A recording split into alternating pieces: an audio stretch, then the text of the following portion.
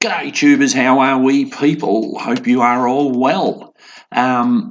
Let's get straight into this. Villiers Mk12. It's not a restoration, just to pull apart, clean up, fix up what's there. As I've said before, it's not worth spending big bucks on these motors. They're just not worth it. There's nothing rare about them. So let's hook right in, guys. Well, guys, here's the next one. Another little project, Villiers Mk12, Australian build in Ballarat, where the factory used to be. She's complete. It's done a bit of work. It was on a slasher sort of mower type thing. Someone's had a go at the muffler, as you can see. They've just put bolts through it. The end probably fell off.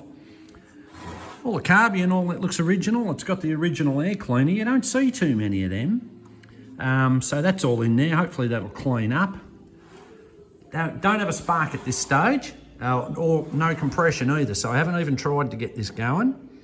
It's probably just dirty points and a stuck exhaust. Could have a bloody great hole in the piston too. Who knows? We'll go through it and, usual thing, we'll have a look. Little breather looks like it's wide open. There should be a ball and a split pin in there. Everything's sort of there. Haven't tried. The tank is a different colour, which is surprising. Maybe someone's changed the tank at some point. A few dents in it. See if we can get them out, hopefully. But it sort of looks, it's complete. Should clean up all right with a bit of luck. I don't know what the inside of the tank's like. We're going to find out. But no, very little compression. There's a tiny bit there. So we'll see what happens when we pull it to bits, and hopefully we can make it nice. We've already done one of these, if you remember. Over here, we've got this blue one, and that's a Mk12 Australian build as well. That one come up real good. So hopefully this one will be the same. And I'm thinking I'll paint it the same colours. That way it's sort of, if you've got a couple the same there, it sort of looks like, not a dealership, but, it looks like you're selling them or something like that. So, we'll paint it blue with black crankcase and that, and go from there. Tank comes off nice and easy, guys. It's just a matter of undoing those two straps. Someone's had a go at it before. You can see they're on the wrong way. That gap should actually point inwards like that one. We're going to abandon them. I did it on the last Villiers we did that had those. We're going to get rid of them again. They're a bugger of a thing. And the old ones are really rusty and crappy and just broke when I tried to clean them. Anyway, we'll see how we go. But they're the straps. They're easy. Tank's pretty good inside. You can't really see inside, but tank's good inside, quite serviceable. Needs a bit of a clean out, but it's quite serviceable. Fuel smells like varnish. She's pretty old. So hopefully if we can clean up those few dents, we'll give it a good powder coat, and that should come up all right with a bit of luck. Little air filter is an oil bath type. I'm hoping that'll clean. I wonder if I put this in the ultrasonic cleaner with a bit of bleach or something. It might try and get some of that yellowing out of it, and just with a little element. Clean frequently, wash in petrol. So pretty much your standard oil bath type air cleaner. A lot of these older Villiers you see have never got that. It must be, sort of not a rare part. Well, I don't think you could get any of it, but a lot of them may have got smashed or lost or whatever, and you rarely see those, so she's a little bit deformed. We'll see what we can do with that. We might be able to get that back all right. But anyway, it's complete, so that's the main thing. Cowling comes off easy. It's just 1, 2, 3 up the top and 2 through the side there. Beg your pardon, in through there. And she's apart. No real junk or anything in it, pretty clean and in good condition. It's not dented or smashed or anything, so it's in very good condition, so I'm expecting that to clean up nice. flywheel assembly. You can see, where are we? There we go. 4th 64, so she's nearly a bloody 60-year-old engine. And the wasps and hornets have been in it, making their homes, as they always bloody well do. Yeah, so far so good. It's all there. It's just like all these old engines. It just wants a bloody good clean up and a little bit of TLC. And of course, it depends on what the internal components are like, whether it'll go again or not. As with all of these, I never spend big bucks on them. This is the sort of thing you got to expect from these older engines and that, guys. That's one of the nuts off the exhaust manifold there. Same sort of thing as that one. Just that old, and that it just, it would not budge. I just tapped it with the chisel and it split. But it's not a problem. We'll be able to make something up for it and put it back like it's almost brand new. And that's the muffler off. No big secrets there. We'll disconnect the governor linkage and take off the carby next. Gotta love these old Villiers. They have a captive nut on the flywheel, and what happens is when you undo it, it pops the flywheel at the same time. It's on a taper, but there is no keyway. But what you do have is somewhere on here there'll be a mark or a pointer on this housing, and there's a mark on the flywheel, and that'll give you your firing or your top dead centre, and you work out your timing from that. So imagine if you're on top dead centre, and depending on where you put that flywheel, as the magnet comes around, that'll give you your spark. If you put it in the wrong place, obviously it's not going to spark at the right bloody time and work with the points and so on and so on. So there's a trick to timing them. I'll show you that on reassembly. I showed you in the last video, but on that, there should be a little line somewhere, and yeah, we'll have a look for it. But of course, you've got to remember advance too. And how they get that is you get the piston a predetermined measurement from the top dead centre on the, in normal rotation direction, and set the pointers to that. That will give you your advance. Might only be a couple of degrees, who knows. Little side cover, just there's a screw goes through there, which also marries up with the retaining screw for your points, and a couple of clips on the side, which is wherever they are. Those ones there, you can just make them out there. There's one of them there. Yeah, it just falls off, and inside that is your oiler, or your little oiling brush for your cam which is on the back of the flywheel, and your points, condenser, so on and so on, are all in there. There's your little coil. Yeah, it all appears to be serviceable. Yeah, sorry about the aim on the bloody handheld mobile. Yeah, no, it's all good. Yeah, no worries. Governor is exactly as you see it there, guys. Yeah, obviously I think with these, the tighter the spring is set on that adjustment, the harder she'll rev.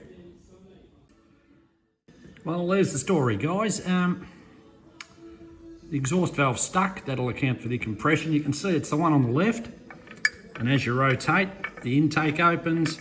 You can see the lifter come up for the exhaust, but the valve is stuck, which is pretty much exactly what I thought it'd be.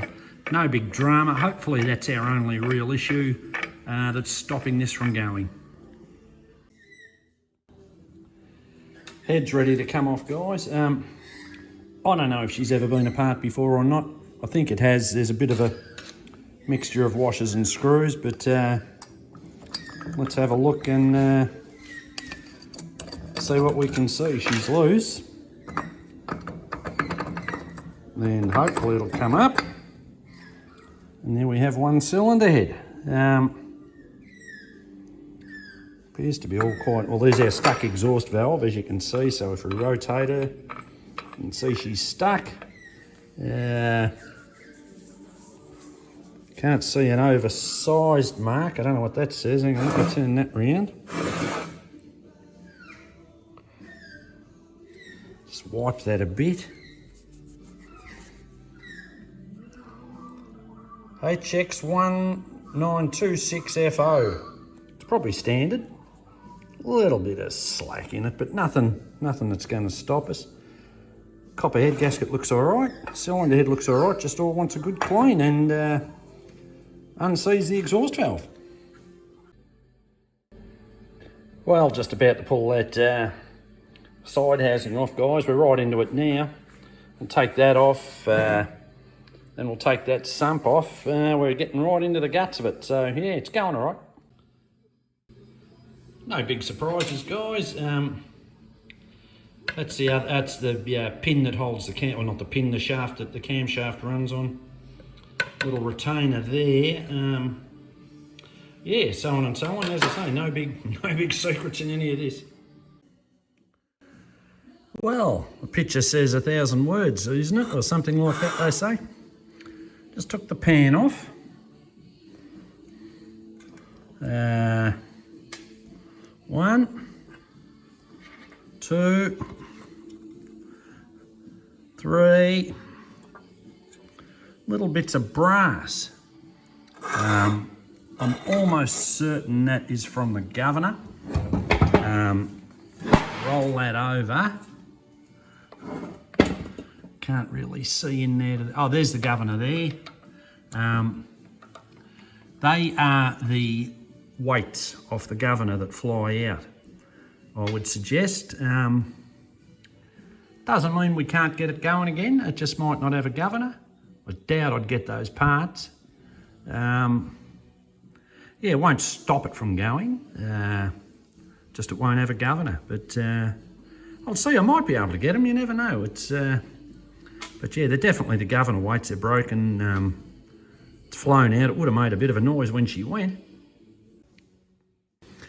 Well, there's the governor, guys, or the yeah, the cog that drives the. Oh, there it is, the governor.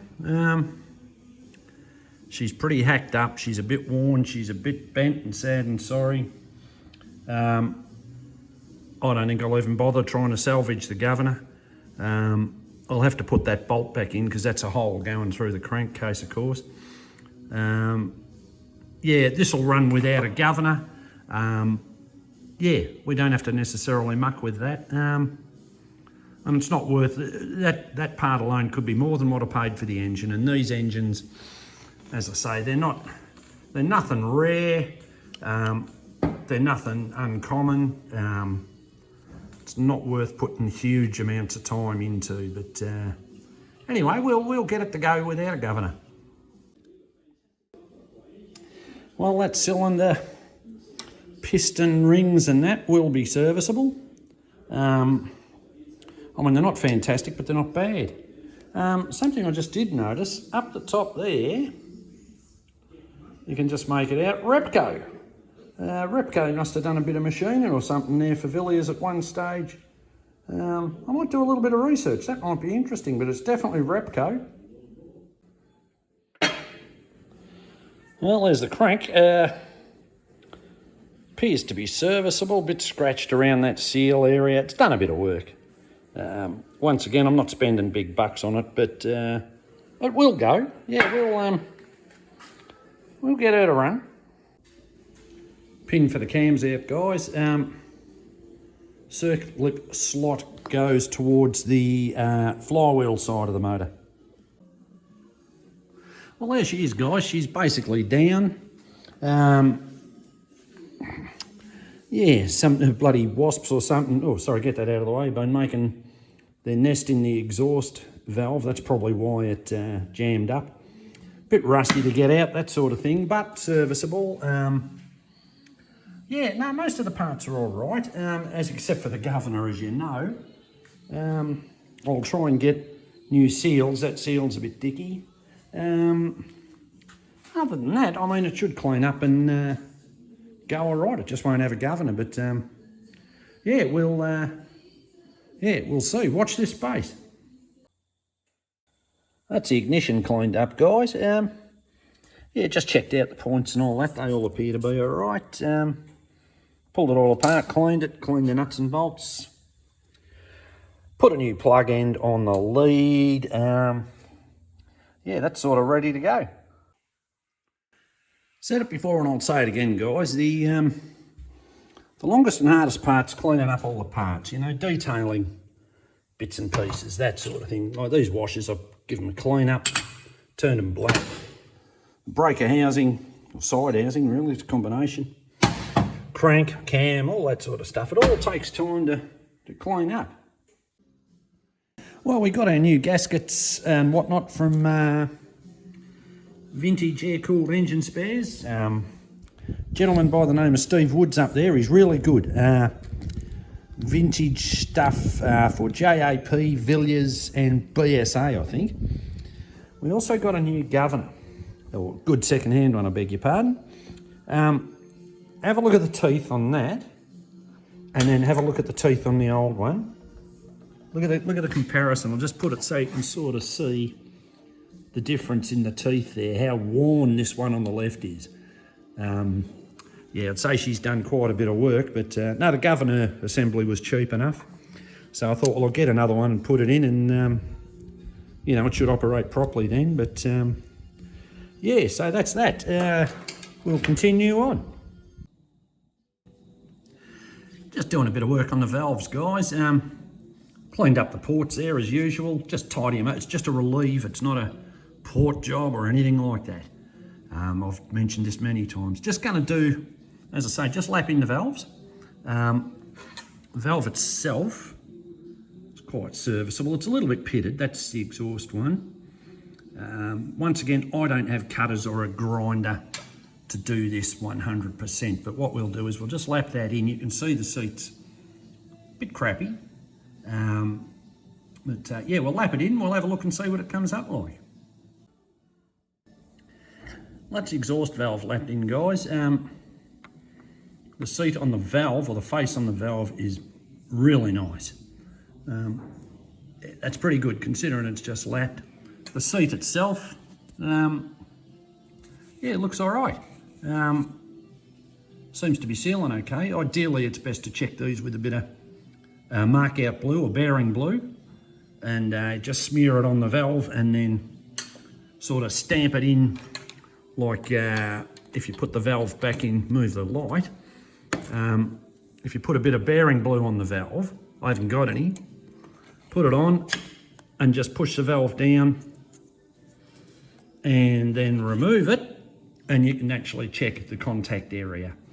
As I say, I haven't got it, but I'm pretty confident with that. And number two, it's not, you know, this isn't going back to full-time work or anything like that. Purely a hobby. It's not even a restoration. It's just a clean up and play around, you know. Perform a similar operation on the intake valve, guys, and the seat. There's the valve. That seat, or that face, once again, is beautiful. And the seat looks really nice. Yeah, they'll see. I know they look a bit, that exhaust one looks a little bit cruddy compared to the intake. That's had the stuck valve that's been open for a long time. That's to be expected. And without cutters, I'll never get it perfect. But as I say, for what this is going to be, it'll be just fine. Well, that's the crankcase basically done, guys. Give it a hone, done the valves as you've seen. Ran the stone over the top just to check for level. It's pretty good. A little bit low there, but the gasket should take up most of that. It measures up all right with the ruler and that, the flat edge, the straight edge. Bearings are out, got new seals for it. Yeah, she's all cleaned up. Just give it a damn good wash now. And good clean out, make sure there's no sand or grinding paste or anything left in it. And she's ready for paint. Getting there with the parts, guys. Yeah, it does look like the other Villiers I did. That's because I want it to look the same. Yeah, I thought I'll try and do two pretty close to identical. They won't be identical, but they'll be close. Powder coat and, you know, come up okay for what it is. Crankcase is done, that's just rattle can. Everything's pretty much done. couple more components to clean. Got to do the carby, and we can start putting this back together. But yeah, most of the parts are coming up all right. You know, it'll should look pretty smart. Hopefully it'll go. Yeah, we'll see what happens. We'll have a go at this carby, tubers. It's a standard Villiers carb, I believe. I don't know the model number. Villiers there. There's a number up there. That may be referring to the manifold. The only other number is that one there, V1334C. That's probably the model of the carby. I've got the oil bath air cleaner for the bottom of it. We're just going to pull it to bits, clean it out, put this bit of a kit through it. It's only a float bowl gasket and the two fibre O-rings for the fuel inlets. A few jets and shit in it. See if we can clean up those rusty brackets and yeah, just try and make something out of it. It should be quite serviceable, I think, but we'll know when we open it up. Well, once again, guys, I haven't gone into great pains to show you everything on these. Pretty straightforward, really. One little jet in there, which is that one there. It's a two-piece deal. Needle and seat. Idle mixture, some other jet. Give these a quick sandblast and chuck them in the ultrasonic for half an hour. Reassembly time, guys. Cleaned everything up, sandblasted it, ultrasonic cleaned it. Screws, a couple of screws have got to be cleaned. Most of the jets are done. Yeah, so on and so on. Just put the link for the governor back on. Got a bit of oil and stuff on it, that's all right. I cleaned it up. Just a bit of oil on the shaft and that, just to make sure it's all, you know, it's all working nice and freely. One carby assembly, guys. Cleaned up, hopefully serviceable. Put some new screws in the top there. Just looks a bit better than the rusty pieces of crap that were in it. Got to put the air cleaner on it, of course. I've just got the bowl in the ultrasonic cleaner over there. Got it to clean the element. But yeah, come up all right. New washers under the fuel inlet. Yeah, put it on, tune it up, I suppose. See what happens. Well, the parts are pretty much all cleaned up, guys. Yeah, so on and so on and so on. We'll start reassembly. Begin by putting in your governor activating rod. Just sits up in that hole there. It's the sort of thing that probably once the motor's together, you'll never get the bloody thing back in, and it's easy to forget. It's retained by just a little circlip up the top there, so bung that in. Guys, you've seen it 100 times.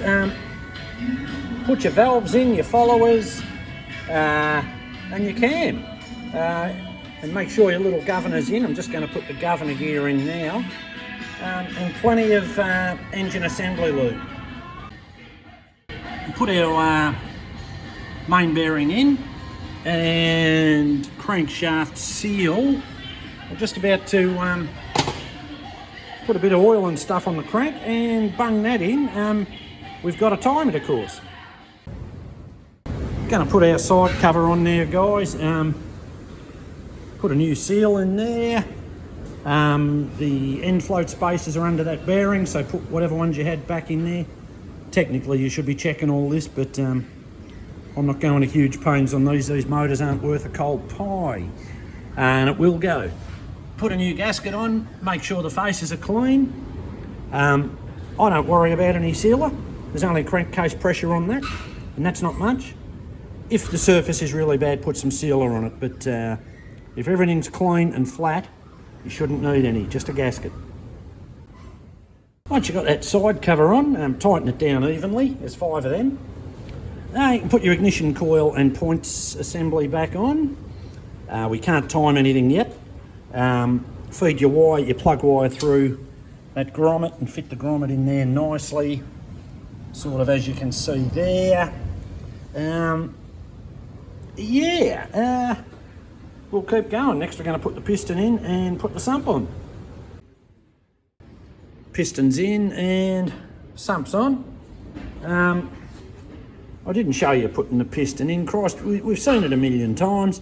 Yeah, just plenty of oil, all that sort of stuff, and yeah, as I say, just make sure the rings are, with 3 rings, make sure their gaps are 120 degrees apart. And a sump, well, that's 4 bolts. It's pretty straightforward stuff. Put your flywheel on, guys, as per the timing marks, which are there. See the little arrow and that line. That's your top dead centre firing. Compression stroke. Check your point gap. In there. Get the light right. That's about 12 thou, guys. Put your governor on, guys. Oh, flywheel and all that's on. You saw that. Yeah, put your governor on. That screw, or that shaft, turn it all the way clockwise. That'll put your governor home, or against the actual governor. So when it flicks out, it can actually move like so. The tighter you do that spring, the harder the motor will rev. But this has got to be final adjusted once the carby's on, so I can check all the linkages are proper. Starting to get there now, guys. Tank's on, those brackets and all that come up all right. Same sort of thing as the other one, really. I dropped a bloody tank when I was putting it together and bloody scratched the paint, but that's typical. Just got the carby in exhaust to do, and I've got to do a bit of work on the muffler. She's a bit sad, needs a clean up and paint and all that. Yeah, carby's all done, so yeah, we're just about there. Just getting there now, guys. This little crankcase breather, in there is a little 9.5mm ball, or ball bearing, and that hole was 9.5. None of that was in there when I got it, so the crankcase was open to the atmosphere in that sense. I've opened that up to 10mm, put a 9.5mm ball in it, and that seats where the drill touches. It puts a taper on it, of course. It rattles around and you put a pin in it, and the crankcase breather's fixed. Other than that, we're just about done. I'll put the old bit of fuel line on. Just got to fix that exhaust, which I spoke about, and put some juice in it and some oil. We're ready to rock and roll. Kick it in the guts, Barry.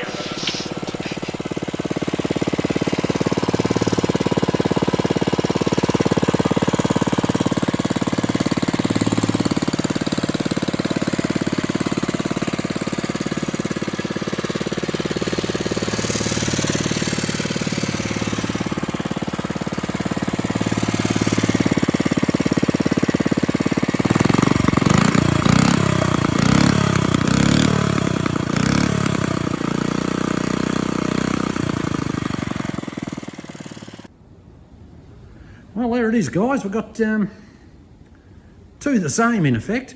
No, they're both Villiers. They're both Mk12s, both Australian build. That's the one we've just finished.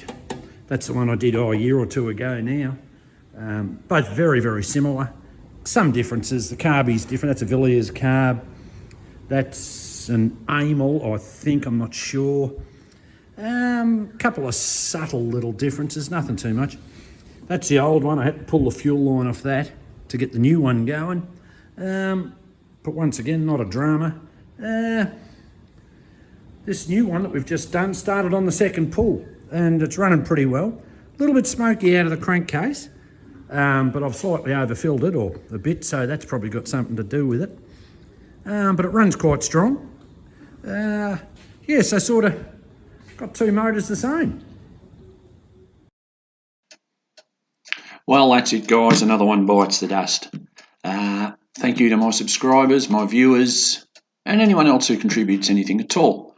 As you know, I don't normally ask for subscribers, and I'm not about to start. It's entirely up to yourselves. This isn't a money-making prospect, just a little bit of fun, guys. Anyway, see you in the next one.